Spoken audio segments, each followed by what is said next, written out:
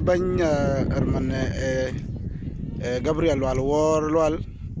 ina ka ke nona il wal wo ina ping wal wo lakin achin ko ngi jina shakhsiya de yin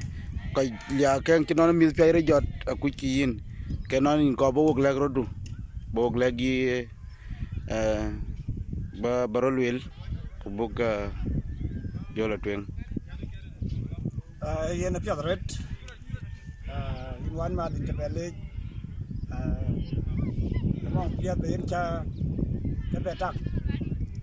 yan ran chol Gabriel wal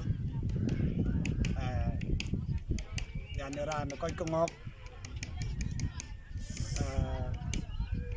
ni chiang la na chi bai bolwel Yesu de nam kwat rak e kwat de belwel de yi kwat de David yan ran pan chol jubo yana daraka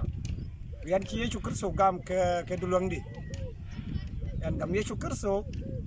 ke yang ngodi amanti na kang nen tomanin nawa nalea talata tomanin runa gumtok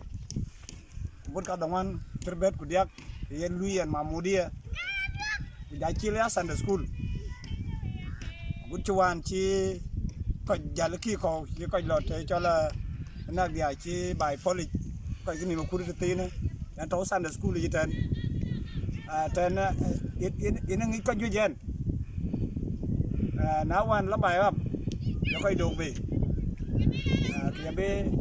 jal fi Sunday school be yan ler kwai ku jana shatat ke dia jata wo ke yare shabab agujuan يوبن حاجز يا 2007 يوين بجانيال كيام بوشر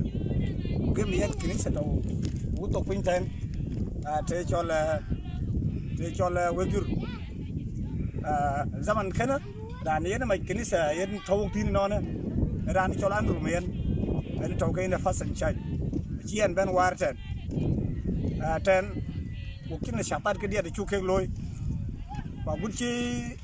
kutu bicuke gud bicuke goro wocin agona de zaman ciban zaman tawtina kalu buke mad tiktok buke ta computer de ke di wo koñ